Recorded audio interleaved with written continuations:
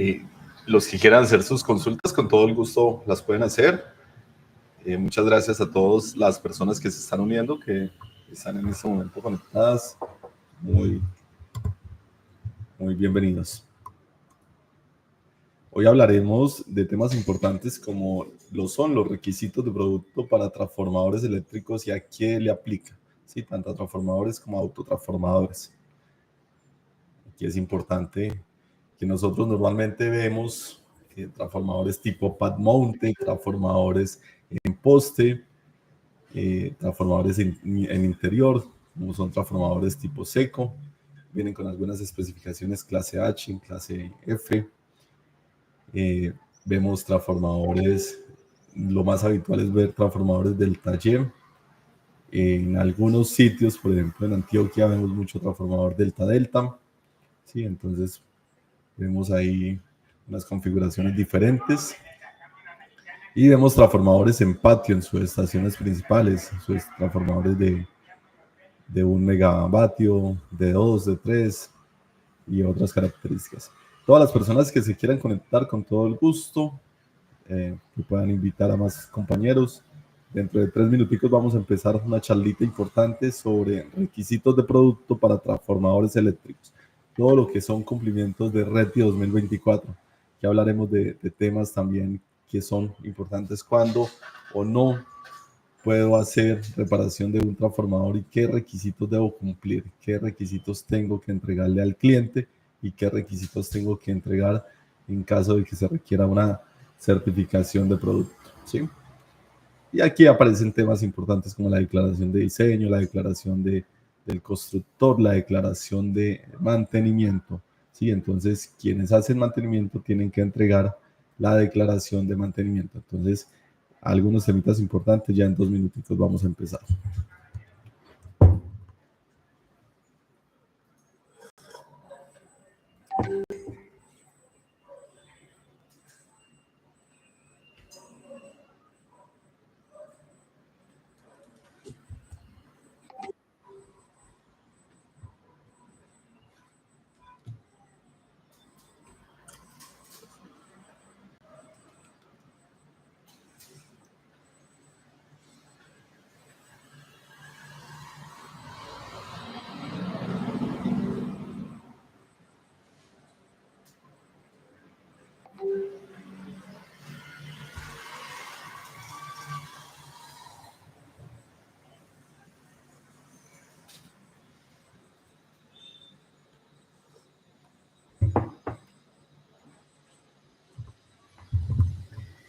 Les quería preguntar cómo está el sonido, cómo se escucha, cómo me han escuchado. Y bueno, ya a tan solo 1 minuto de empezar esta charlita importante sobre transformadores eléctricos, todo el tema de requisitos de producto, un temita importante que tenemos que tener en cuenta y que normalmente los aplica para transformadores de capacidad superior a 3 kVA. Hola, ingeniero Liceo, muy buenos días, gracias ahí por su mensaje, qué bueno que nos esté siguiendo y qué bueno que nos esté escuchando. Un saludo especial también de parte de ingenieros eléctricos, de todo nuestro equipo, que siempre estamos aquí compartiendo información importante. Así que, bueno, son las 9 en punto, lo prometido es deuda, vamos a empezar con una charlita importante. Y hablaremos hoy el tema de hoy viene siendo transformadores eléctricos, el requisito del artículo 2.3.32. Aquí hay algo muy importante. Todo este tema que vamos a hablar es de requisito de producto, ¿listo? ¿A qué le aplica? A transformadores y autotransformadores de distribución y de potencia de capacidad mayor a 3 kVA, ¿sí? Recordemos que también en la lista de productos aparecen transformadores mayor o iguales a 3 kVA y tensiones mayores a 100 voltios. Entonces, todo lo que son transformadores reductores de potencias 48 voltios, 24 voltios, no le aplica ese requisito, ¿listo? ¿A qué tipos de transformadores le aplican? Transformadores sumergidos en aceite. Normalmente los transformadores tipo pad mount, los transformadores que vemos en poste, son transformadores en aceite. Los transformadores tipo pedestal, que normalmente los conocemos como transformadores tipo pad monte, también le aplica. Para transformadores secos aislados en aire, también le aplica. Transformadores secos aislados en resina también aplica. Y los cuales deben cumplir requisitos de producto y ensayos mínimos requeridos adoptados por normas técnicas tales como la IS 60076-1, la IS 60076-11, la UL 1562, la IEEE 52.12.00. ¿Por qué es importante todas estas normas que estoy hablando? Porque la evaluación de producto, los organismos certificadores de producto la hacen bajo estas normas. Está también la UL 1562, está la NTC 618, la NTC 1490, la NTC 1656, NTC 1954, la NTC 3607, la NTC 3609, la NTC 3654, la NTC 3997, la NTC 4406, la NTC 4907 y la NTC 5074. ¿Por qué es importante esas normas? Porque con estas normas se hace la evaluación del certificado de conformidad de producto. Y aquí en Colombia encontramos marcas como transformadores marca ABB, transformadores marca Rimmel, transformadores marca Siemens, transformadores marcas RIF. Estamos algunas empresas que hacen también temas de rebobinados, ¿cierto? Otras empresas, digamos, que han aparecido en el sector, que son muy buenas, como Tesla, nosotros compramos un transformador, una marca muy buena que es americana, que ahora tienen fábrica aquí en Colombia, pero no recuerdo el nombre, pero son transformadores también con unas muy buenas especificaciones. ¿Y qué tienen que cumplir? Pues básicamente tienen que cumplir con sus pruebas, tienen que cumplir con sus devanados, tienen que cumplir con sus características, tienen que cumplir. A veces uno dice, oiga, ese transformador está dimensionado a la potencia característica. Y sí, los transformadores tienen que venir con una característica un poco mayor. ¿Por qué? Porque el certificado de conformidad de producto lo exige. ¿Sí? Hoy, antiguamente mirábamos muchos bobinados en cobre, hoy en transformadores, ¿sí? De acuerdo, digamos, al dinero, pues vemos mucho transformador bobinado en aluminio, ¿sí? Si me preguntan cuál es mejor, siempre todos los transformadores rebobinados en cobre. Para mí siempre esa es la característica principal, ¿listo? Entonces, ¿por qué? Porque nosotros vemos a veces en el mercado, y yo sé que las personas que hacen mantenimiento de transformadores sacan esos transformadores a veces de los edificios antiguos, los llevan a hacer mantenimiento. Sus núcleos están completos, sus bobinados están 100% completos.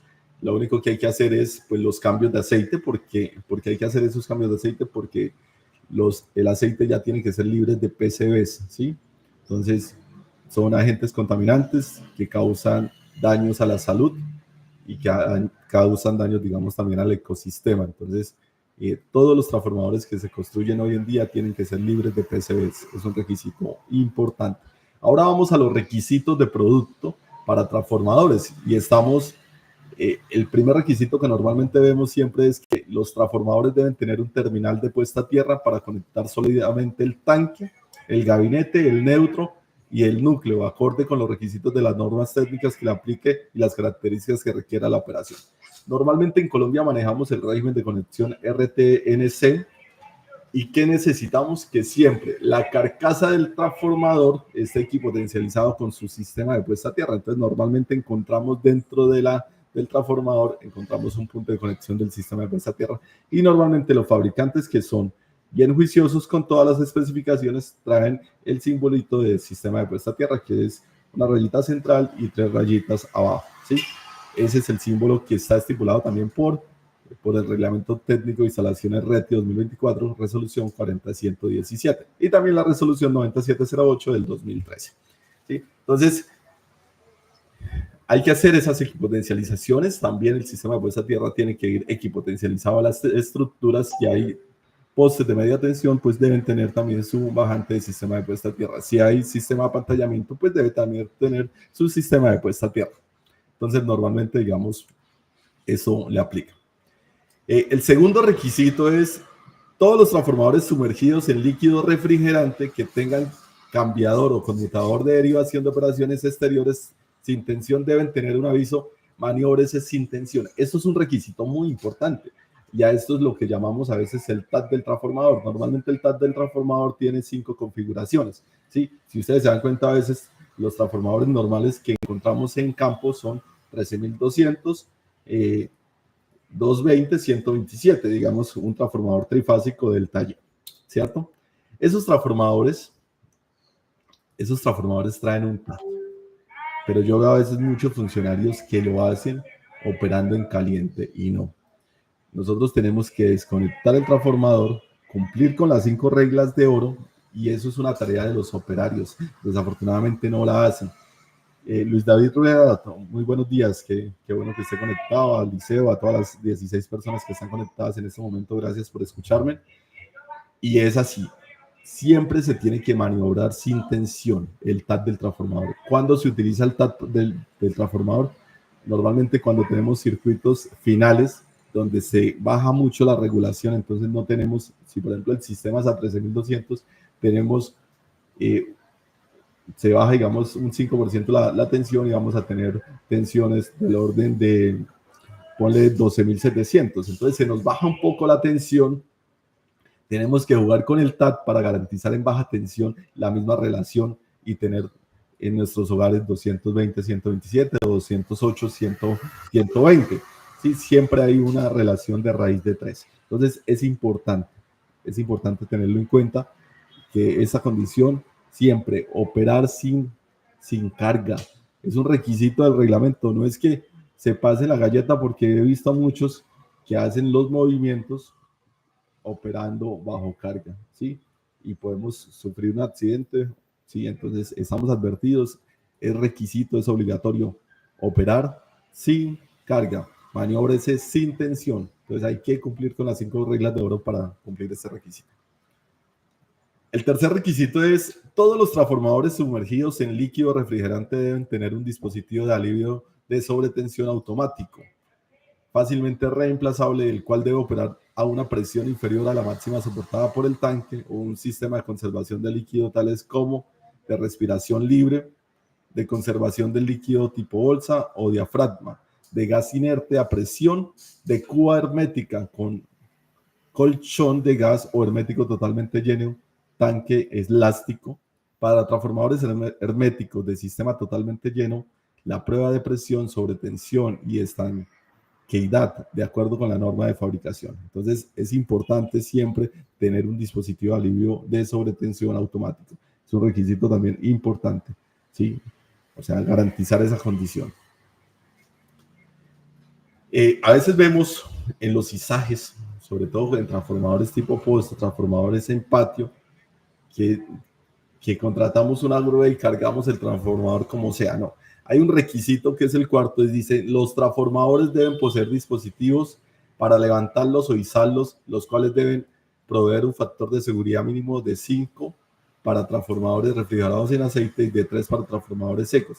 El esfuerzo de trabajo es el máximo desarrollado en los dispositivos de levantamiento de la carga estática del transformador completamente ensamblado. Entonces tenemos que tener dispositivos para poder alzar el transformador. Entonces es un requisito de producto. ¿Sí? Si ustedes ven un transformador que no cumple con ese requisito, no está cumpliendo con RETIER, ¿sí? Y puede ser demandado a la Superintendencia de Industria y Comercio, ¿sí?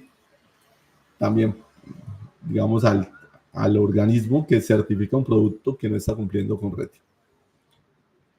Los dispositivos de soporte para colgar en poste deben ser diseñados para proveer un factor de seguridad de 5 cuando el transformador es soportado en un plano vertical desde el dispositivo superior.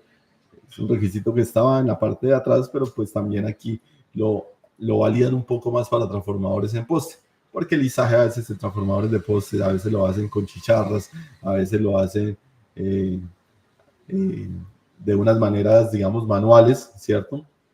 A veces he visto hasta con poleas, con lazos, levantando transformadores, y pues a veces también se hace con grúas el izaje. El requisito número 6 es: el productor debe entregar al usuario las indicaciones y recomendaciones mínimas de montaje y mantenimiento del transformador, ¿sí? Entonces, quien vende el transformador, a quien lo compra, debe entregarle las recomendaciones mínimas de montaje, las indicaciones de usuario y el mantenimiento del transformador. Hay que recordar que normalmente los transformadores sí deben ser transportados en guacales, deben ser transportados como un equipo básicamente como si fuera especial, porque hay que evitar que vaya a sufrir golpes, ¿sí? Que de pronto me altere los bobinados. Si me altera los bobinados, vamos a tener niveles de tensión diferentes y esto vamos a causar problemas en nuestro sistema eléctrico, porque el sistema eléctrico viene determinado para diferentes niveles de tensión de acuerdo a los requisitos o las disposiciones que nosotros queramos, ¿sí? Por ejemplo, alumbrado público 360-220. En la parte industrial te encontramos transformadores a 480, a 440, ¿sí? Y ya en la parte residencial, a veces parte comercial, encontramos transformadores con relación de tensión en el secundario de 220 voltios o 208 voltios.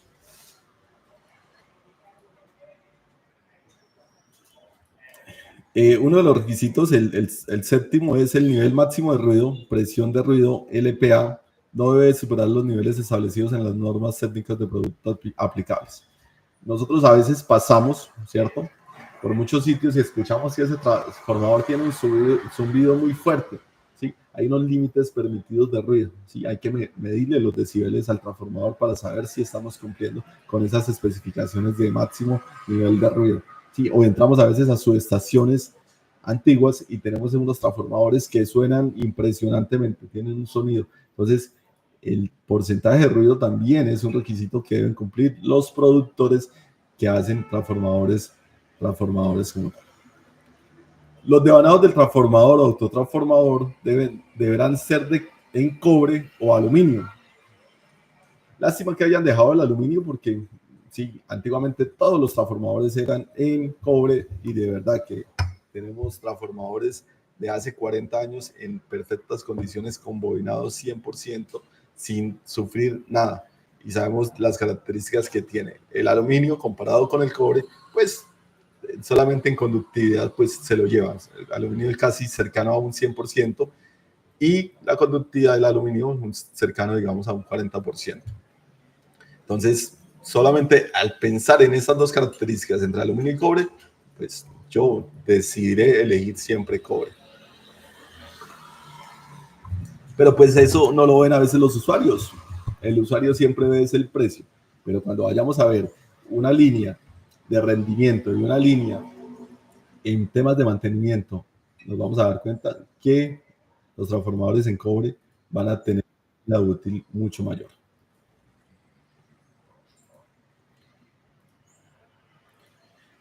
Cuando sean en aluminio, las salidas o terminales deben ser adecuadas para la conexión de conductores de cobre mediante un recubrimiento electroquímico o el uso de láminas de cobre o en aluminio, cobre-aluminio, y prensadas de alta presión para evitar el par galvánico.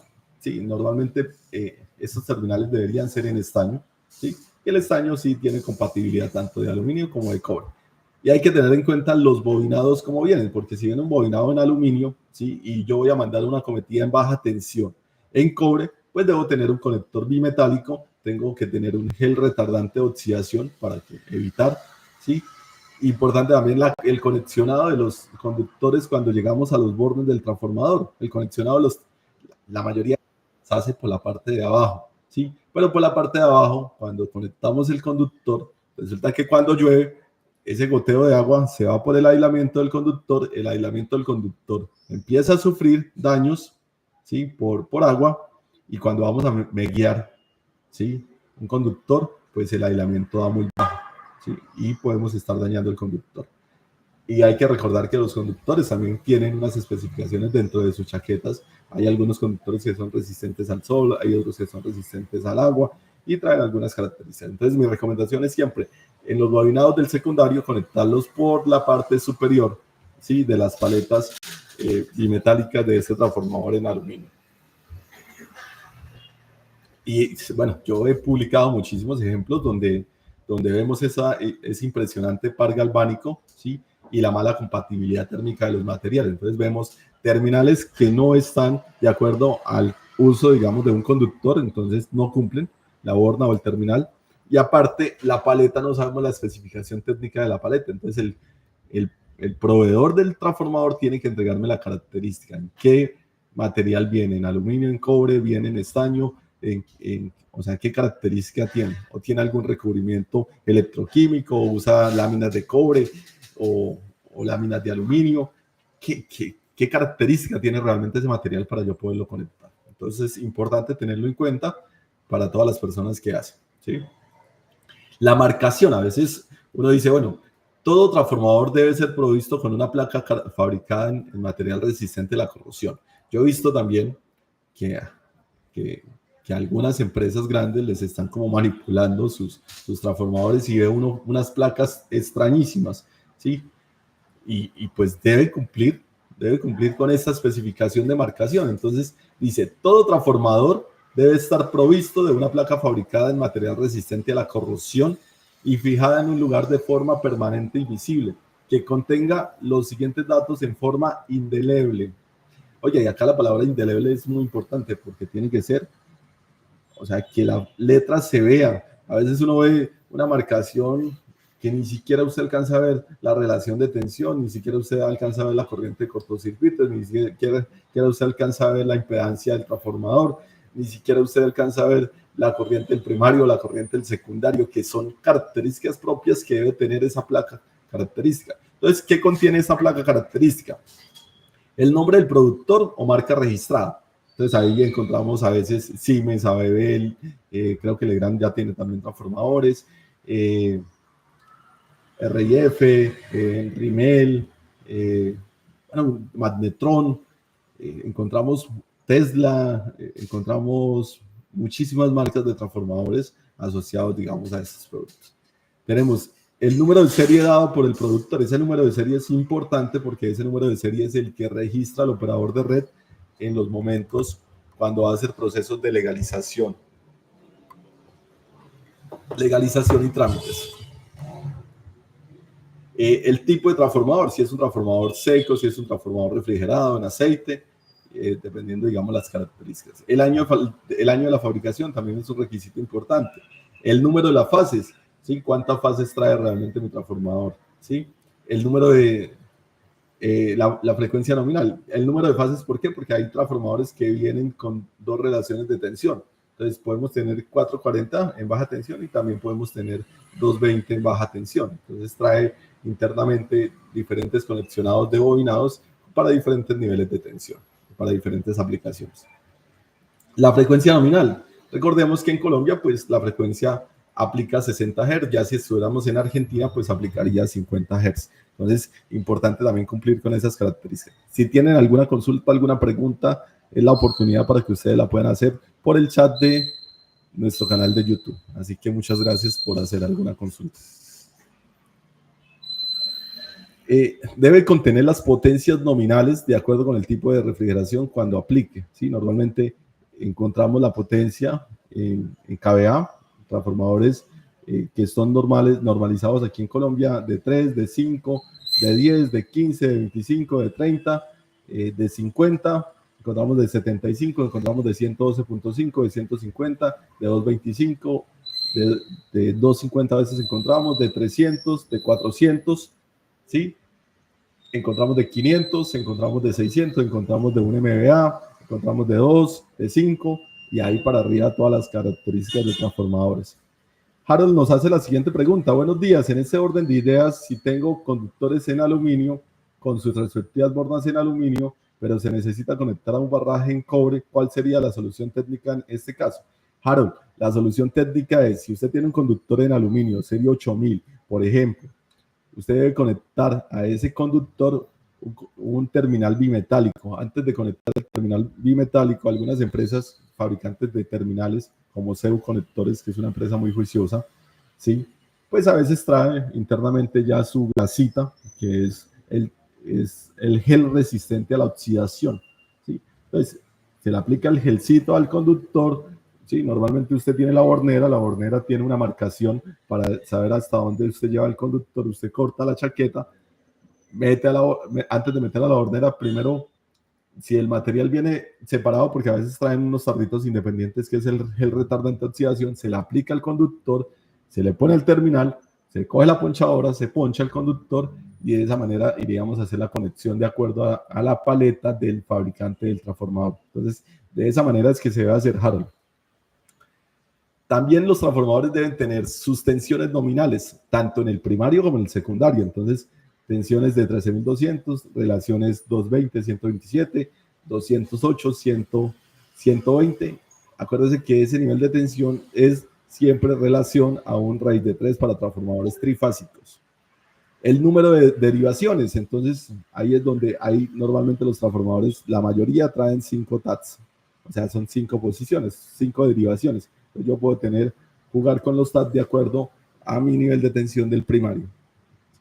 Desde que no se caiga la regulación, normalmente siempre se dejan TAT 3, que es donde viene siempre 13.200 y la relación de tensión que necesitamos.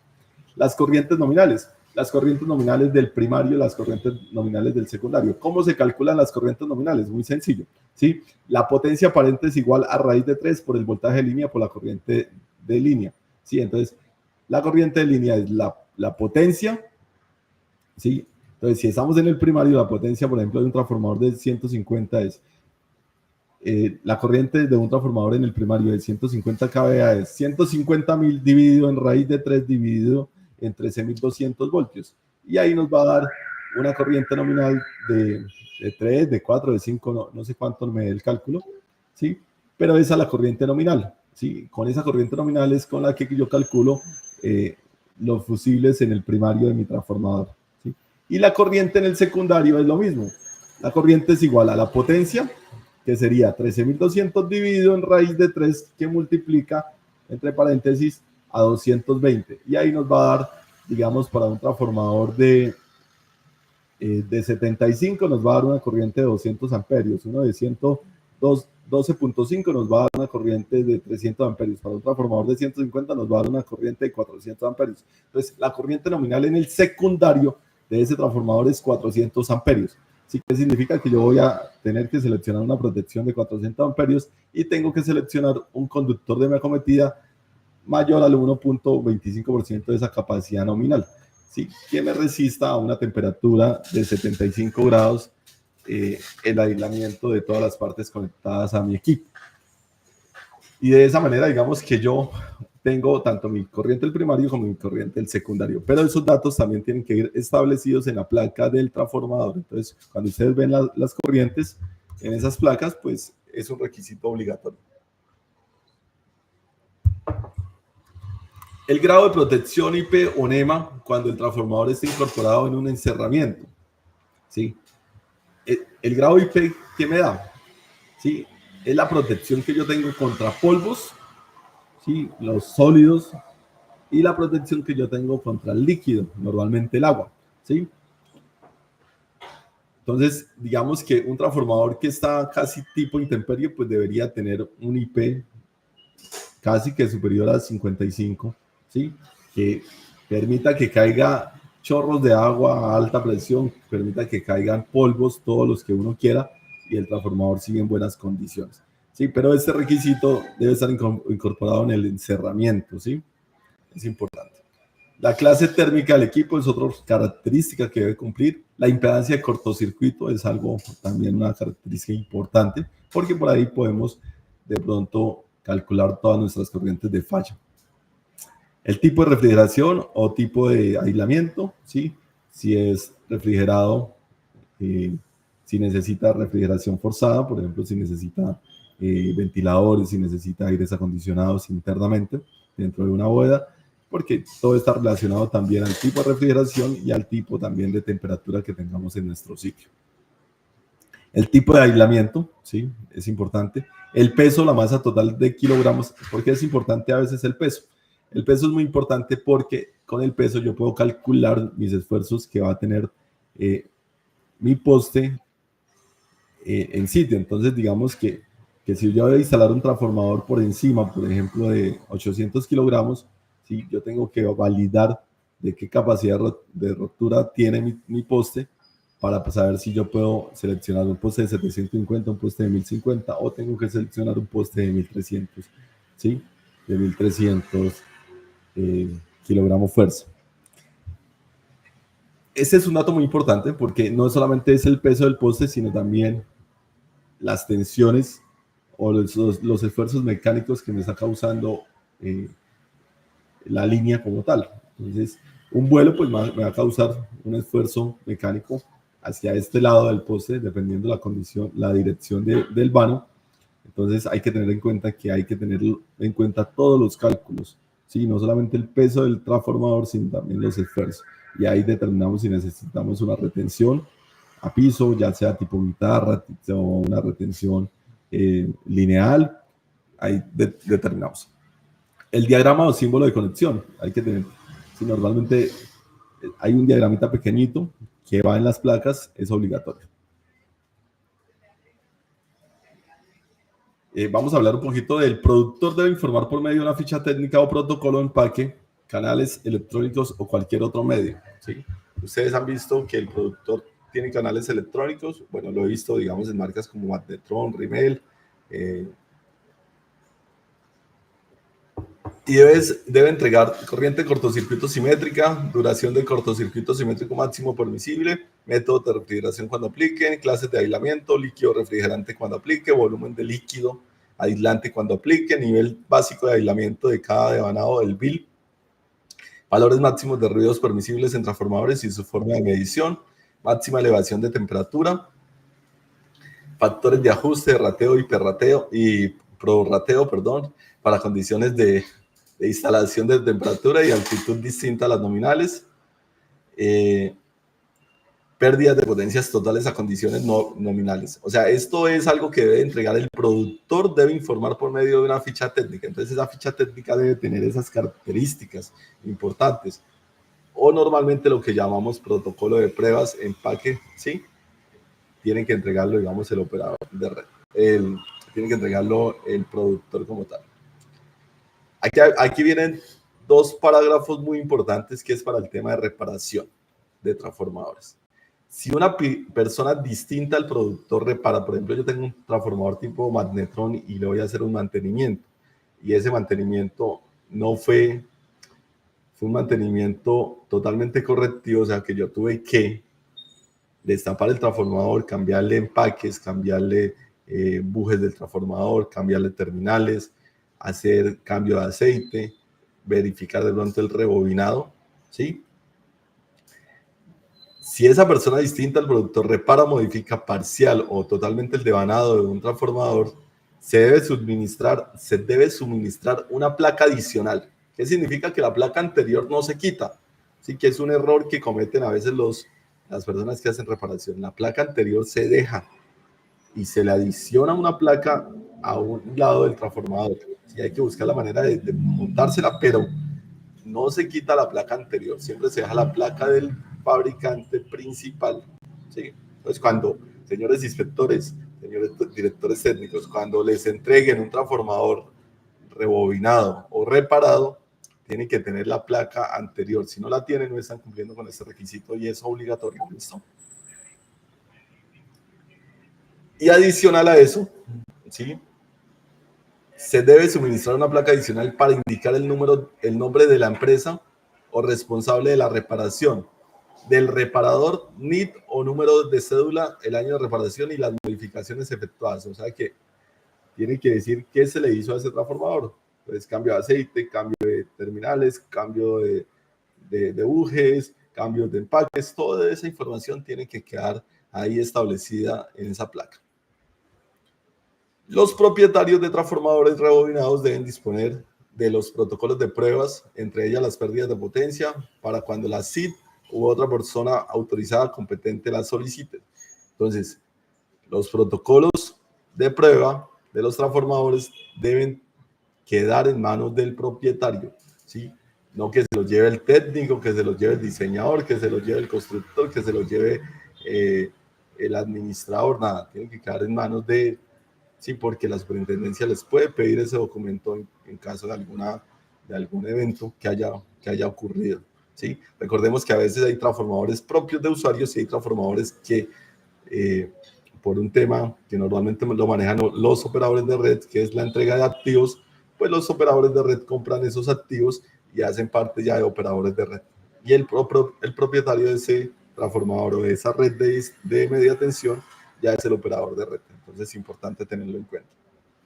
Bueno, hasta ahí damos por terminado la charlita. Gracias a todas las personas que se conectaron. ¿Sí? Ya la parte que sigue son para ensayos mínimos requeridos. Esos ensayos normalmente son los que se hacen en laboratorio.